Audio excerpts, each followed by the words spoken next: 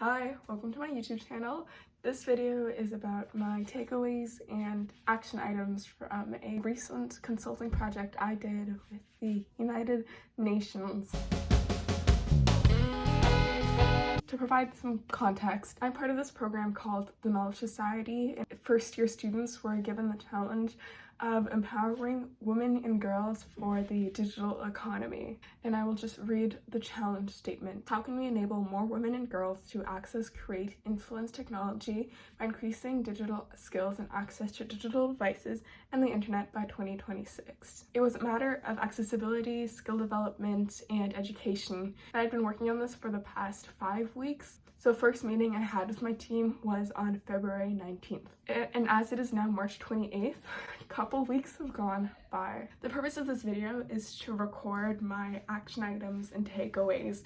This experience was definitely unique and one I would not like to repeat. As I mentioned, I did not have a good experience with my team. I was really excited about consulting for the United Nations because it certainly feels like a once-in-a-lifetime opportunity. I can't really say I'm surprised with how things turned out, but I definitely am disappointed and wish I had done things differently.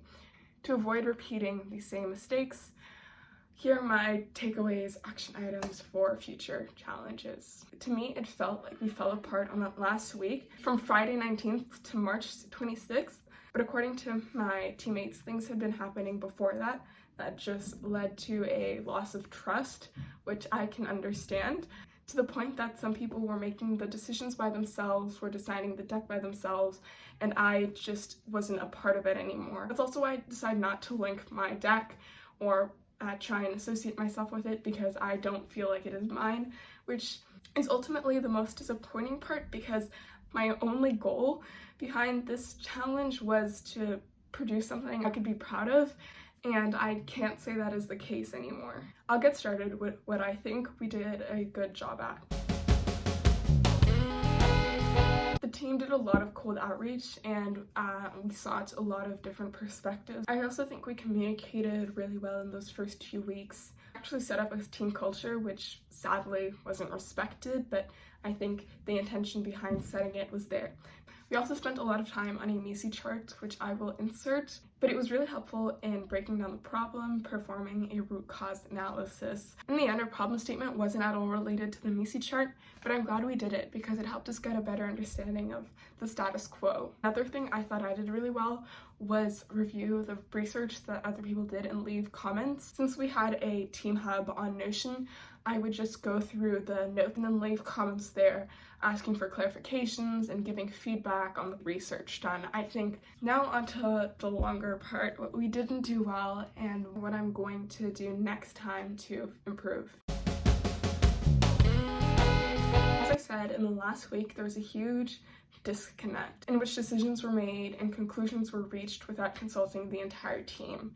Since the solution pivoted in the end, unbeknownst to me, I think it would have been good to have an ideation session with my team to brainstorm solutions and actually communicate. Instead of having different 3-hour-long calls, I think it would have made more sense to brainstorm and come to conclusions together. I should have been upfront with my team and told them that, hey, I want to take more initiative. I'm in charge of the slide and I will make it super high standards. Or, hey, let me help you out with this. Or, can I hop on a call? I want to clear things up. Can we have a group call? If I felt that I couldn't trust any members anymore, or that they had disappointed me, that their work wasn't up to my standards, I should have told them that. The leadership and collaboration of my team was also really weak, and I take large responsibility for that. Having recurring syncs, communicating your expectations with others, and being brutally honest, I needed to ensure trust and accountability.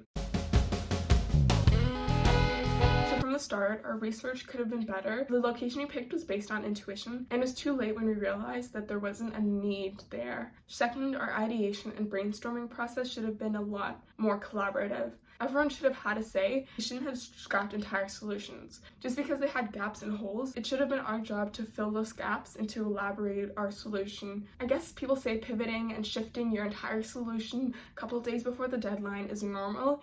It just doesn't feel right and could have been avoided. My third recommendation would be to get more feedback. We were seeking perspectives and feedback and criticism. I think we could have gotten that earlier if we had planned our solution better and delegated tasks more efficiently. My fourth point is time commitment. If everyone says they're pitching more than 40 hours a week and you know you can't, not with your commitments, not with your responsibilities, just say it. This prevents distrust as you're creating an environment of honesty. You can find out ways to make it up or be more efficient with the time you have available. Also, my fourth point would be communicating unavailabilities. If we plan a call but you're gone skiing or on a run or walking your dog, then there's no point really of having a conversation if we need all hands on deck. Fifth would be to set an agenda for every meeting, especially if we're distracted. It's easy to lose the trail of the conversation and waste time. The time you spend together is so valuable. I'm personally not a fan of 8-hour long calls where we're talking and working at the same time because I like to focus solely on my work. If your teammate prefers calls, try and find compromises. It's easier said than done. In the case where you can only meet for a limited amount of time, make sure you're getting the most out of it by setting an agenda and being intentional about the conversations and outcomes you're trying to drive. I'm gonna add a sixth point, and it's to embrace arguments. But arguing with your team and finding gaps in their ways of thinking and approaches to avoid any oversight and cover as much territory as you want. Be thorough with your implementation. This video is really long and kind of unstructured, but I hope you were able to understand pieces of my advice, my takeaways, some of the things I failed at. All in all, I am grateful for this experience. I'm grateful to have failed. I think I've come out stronger, and I definitely know what I do not want to happen next time. If you had a poor team experience, I feel for you now. I may know what it's like.